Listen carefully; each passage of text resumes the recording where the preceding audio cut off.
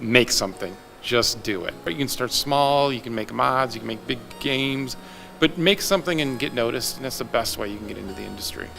So typically we're trying to fill a certain position. So it's either like a technical artist position or a UI artist or someone with like action scripting experience being on the UI side. Is the guy like completely introverted and doesn't really ask questions? Does he seem interested in the position? In addition to that, is his resume good? Obviously they look at that even before the interview gets like on site. You got to be a team player. Quiet confidence. I don't want someone to come in and be, big-headed and say, I'm the best at this, I'm the best at this, because you're not. I mean, I can guarantee whatever you think you're the best at, you're not the best at. There's 7 billion people in this world. You don't need to focus on knowing the right people. So you can do that after you have your kick-ass portfolio. Do that first, because you're not going to get anywhere without that. We do portfolio reviews. Level designers have portions of their work, and we also then look at people who are making cool stuff and we talk with them. Big personality component, particularly in the industry, like with a lot of creative people, you got to work with the designers and the project managers who don't know a goddamn thing, and the CEOs with a grand vision. So I think by and large it's that combination of a moderate amount of technical skill and I guess a creative mindset, or at least a leaning toward that sort of area. Dealing with producers, you're dealing with artists, you're dealing with programmers, and programmers of every type. You still, you may cross paths with someone that you haven't really met before, especially at a big studio. If you have to work with them, even if they're the type of person that you wouldn't like hang out with outside of work, it's good to let that stuff kind of go by the wayside and just, follow your professional self.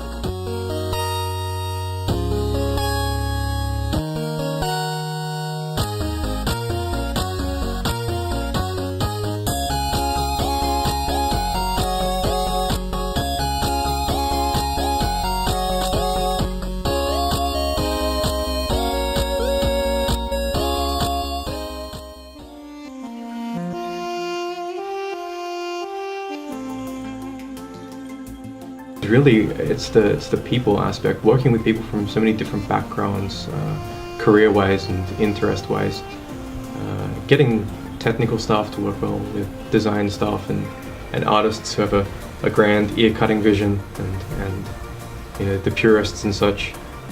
That's a big challenge just in the pursuit as a whole. I mean, we still sort of find that even with your socializing at the, say, IGDA events and such, a lot of different people coming from different angles, and the personalities often don't mesh. But once you get there, that's fine. From a business perspective though, I think that's the real challenge. The financial aspect for one is huge. That's the biggest challenge.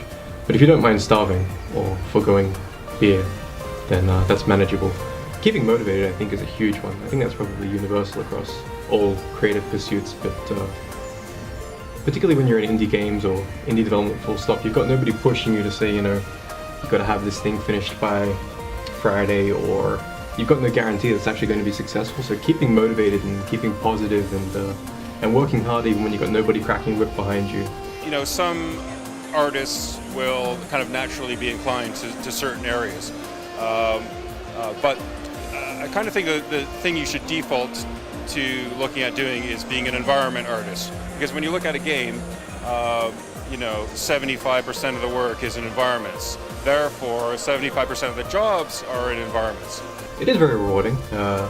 Probably not in a tangible manner that you can pay your rent with or anything like that.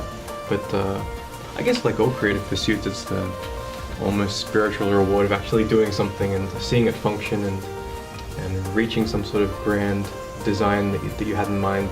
The more workshops that you go to, the more guest speakers that you go to see, because we have industry speakers that come in multiple times throughout each semester.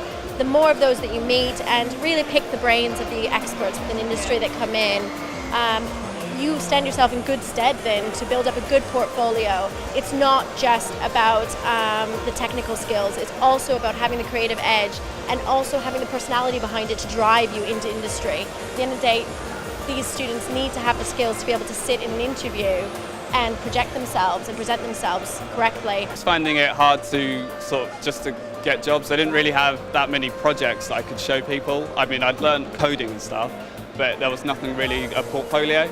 Again, it comes back to the value of that portfolio, the making of something to take to people who might hire you, whether or not you make it on a university course, in your bedroom, or as part of an online modding community. And Oliver Williams, co-founder of Game Camp, concurs.